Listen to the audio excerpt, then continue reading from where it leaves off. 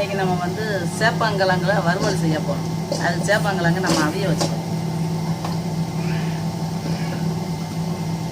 சேப்பங்கிழங்கு நல்லா சூப்பர் கிழங்கு. இந்த மாதிரி கிழங்காத்தே வாங்கணும். நீல வாக்கு இப்படி வாங்கினாத்தே நமக்கு வந்து இப்படி நேராக கீர் சூப்பராக இருக்கும். வந்ததுக்கப்புறம் குக்கரில் போட்டோம்னா ரொம்ப குழஞ்சி போயிடும். அதனால் பாத்திரத்தில் வைக்கும். தண்ணி ஊற்றிக்குவோம். தண்ணி அது முங்குற அளவுக்கு ஊற்றிக்குவோம். இது நல்லா முங்குற அளவுக்கு ஊற்றி இது நல்லா மூடி வச்சிடணும். மூடி வச்சு நல்லா வேக வச்சிடணும். பாத்திரத்தை அடுப்பில் வச்சு நம்ம எண்ணெய் ஊற்றி வச்சுருக்கோம். இப்போ வந்து நம்ம கடுகு உளுந்து போடுறோம். இது நல்லா வெடிக்கணும். கூட கொஞ்சம் கடுகே போடணும். இது நல்லா வெடிக்கட்டும். எண்ணெய் வந்து நிறையா ஊற்றி வச்சுருக்கேன். இது நம்ம எண்ணெயில் போட்டு எடுக்கிறது கிடையாது. சேப்பங்கிழங்கு நம்ம எண்ணெயில் வறுக்க போகிறேன். நம்ம எண்ணெயில் போட்டு நம்ம சிக்கன் கணக்கா வறுத்து எடுக்கிறதுக்கு இல்லை. இது சும்மாவே நான் வந்து மசாலா போட்டு இதை அப்படியே நான் உருளைக்கிழங்கு வறுவல் மாதிரி வறுக்க போகிறேன். கடுகு நல்லாவே வெடிச்சுக்கிட்டு இருக்கு. இப்போ வந்து நம்ம இந்த வெட்டி வச்சுருக்க கிழங்க போடுறோம். சேப்பங்கிழங்கை வந்து நான் வெட்டி வச்சுருக்கேன். அவிச்சு தொலியை உரிச்சிட்டு இந்த நீல வாக்கில் வெட்டி வச்சுருக்கேன்.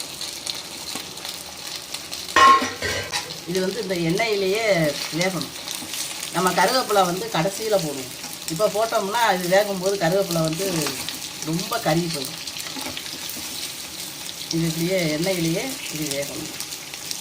இது வேகும்போது நல்லா ஒரு முருக வெந்துடும். இப்படி வேகும்போது வேகட்டும். நம்ம சேப்பங்கிழங்கு இந்த மாதிரி எண்ணெய் நிறையா ஊற்றி போட்டோம். இந்த அளவுக்கு நல்லா பொன்னிறமாக வெந்துருச்சு. இப்படி வெந்ததுக்கு அப்புறந்தேன் நம்ம வந்து இந்த கருவேப்பிலை வச்சுருக்கோம். அதை வந்து உருகி போட்டுருவோம். இது வந்து இந்த எண்ணெயிலே வெந்துடும். இது ஃபுல்லாகவே எண்ணெய் தானே. கருவேப்பிலை அப்படியே வெடித்து நல்லா வெந்துடும்.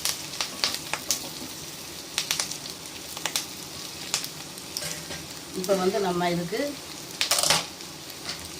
உப்பு போடுறோம்.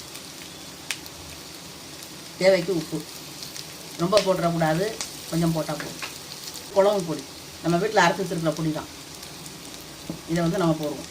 கொஞ்சம் தான் போட்டிருக்கோம். அடுப்பை குறைச்சி வச்சுட்டு, ஏன்னா அடுப்பு அதிகமாக இருந்துச்சுன்னா ரொம்ப எண்ணெயில் கருக ஆரம்பிச்சிடும். எண்ணெய் அடுப்பை வந்து நல்லா குறைச்சி வச்சுக்கிட்டே இதை இப்படியே கிண்டி விடணும். இதில் வந்து மசாலா பொடி ஃபுல்லாக விட்டுற மாதிரி பண்ணணும்.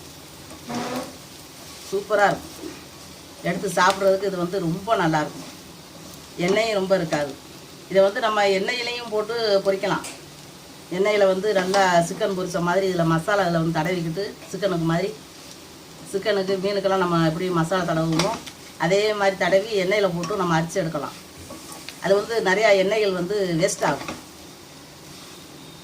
இது இந்த மாதிரி கொஞ்சம் கூட முட்டை எண்ணெய் ஊற்றி இப்படி போட்டே நம்ம பொரித்து எடுத்துட்டோம்னா இந்த எண்ணெயிலே அது வெந்துடும். நம்ம எண்ணெயில் வெந்த மாதிரியும் இருக்கும்.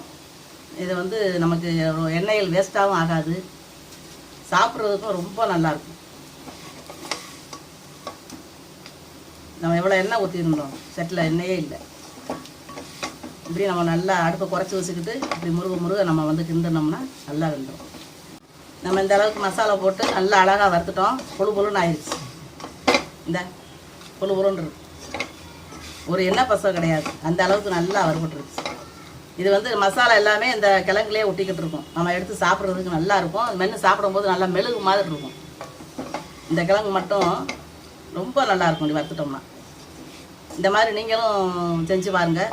இந்த வீடியோ பிடிச்சிருந்துச்சுன்னா லைக் பண்ணுங்கள், ஷேர் பண்ணுங்கள், சப்ஸ்கிரைப் பண்ணுங்கள், பக்கத்தில் இருக்கிற பெல் பட்டன் அமுக்கி விட்ருங்க.